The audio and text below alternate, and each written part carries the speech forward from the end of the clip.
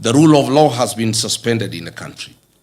The DCI Director, Mohamed Amin, has been deployed by William Ruto to provide cover-up of extrajudicial killings and abductions in the country. I've just been told that the 2 police officers who were mentioned in the death of Dr. Victoria Mutiso, they were arrested and released on orders of Kipchumba Murkomen. They were never taken to any police station. I've just now, on my way here, been informed that the DCI has facilitated their relocation to our neighboring country, Uganda.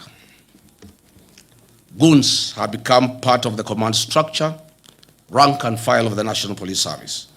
It is now common to see goons being escorted by the police to carry out criminal acts against Kenyans. This was evident in the PCA Mweki attack, Kariobangi PCA attack, and ACK Witima Church attack. In fact, Mr. William Ruto carries out his development tours in Nairobi, accompanied by goons. Case in point, it has been witnessed repeatedly. The plan promised that no Kenyan will be evicted without following the due process of law and, where applicable, compensation. Unfortunately, over the last 4 years, Kenyans have not been spared the wrath of Mr. William Ruto's brutal regime and have been violently evicted from their homes and business premises.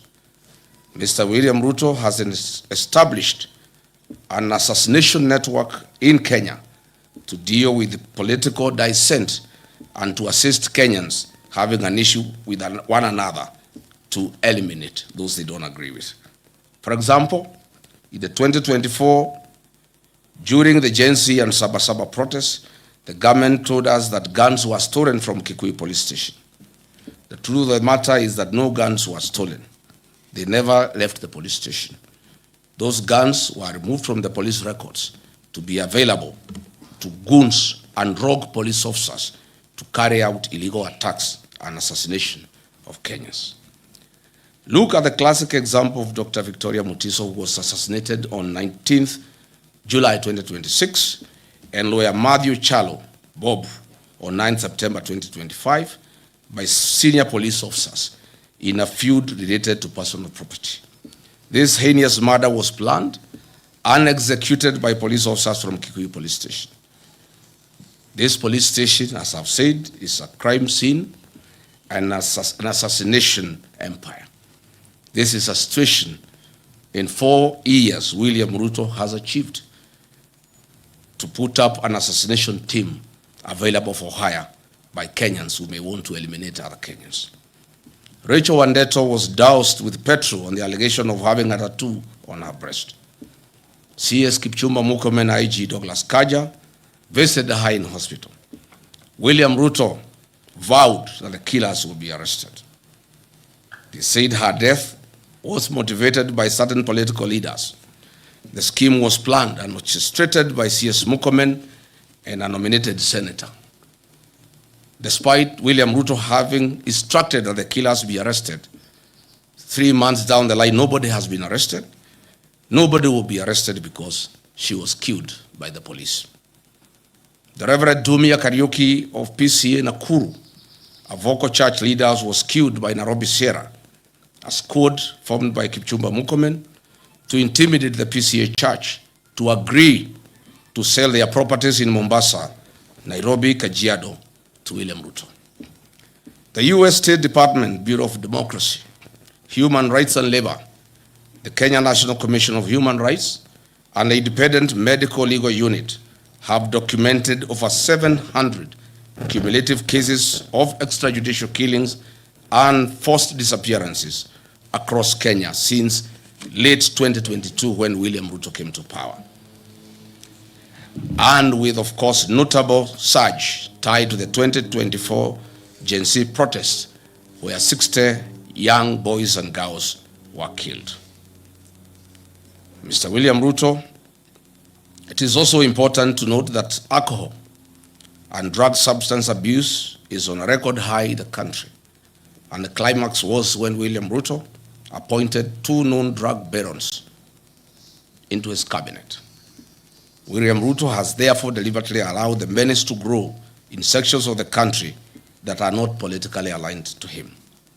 While serving as the country's deputy president, I ensured and chaired multi-agency stakeholder meetings across country to exhaustively examine the root causes, extent, and impact of this growing disaster, with the aim of offering solutions.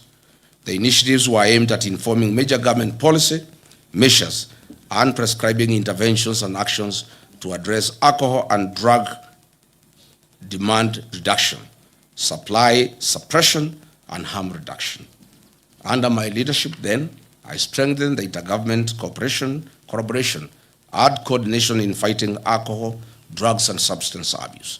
I proposed several amendments of national and county legal provisions on alcohol and drug control, coordinated and multidisciplinary licensing regime of alcoholic outlets where all stakeholders were involved, and proposed the establishment of county treatment and rehabilitation centers. I held high-level engagement sessions with the judiciary to fast-track alcohol, drug, substance abuse matters before then. William Ruto's 4 years have achieved unwarranted, excessive availability of drugs to our young people, killing them and leaving others as zombies.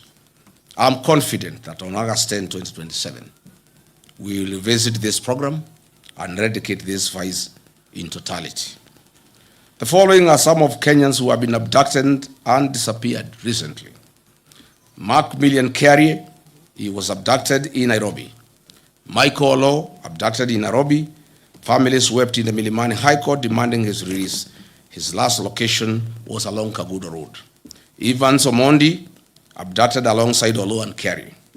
Abdulaziz Duba Molu, alias Zizo, abducted in Kiamaiko on June 23, 2026 by armed individuals in civilian clothing and police uniforms. Davis Lichuma, a rights activist seized by the masked operatives outside Parliament, later traced to a hospital heavily battered. Omwancha Clifford Evans, listed among the recent abductees by local human rights groups. Manyura Morisori Douglas, still missing following a wave of clandestine security enforcement operations. Jimmy Mtava Mwanzi, abducted in Mlolongo, not seen to date. He was abducted at the instructions of DIG Langat. Dennis Chege, an activist who was said to be involved in the Gen Z protests, vanished and remains completely unaccounted for to date. Brian Stigo, a Nakuru fisherman, who mysteriously went missing in 2022 under similar contested operations at Lake Nakuru National Park. The plan promised Kenyans that the National Coroner Service Act of 2017 will be amended to establish the Coroner General's Office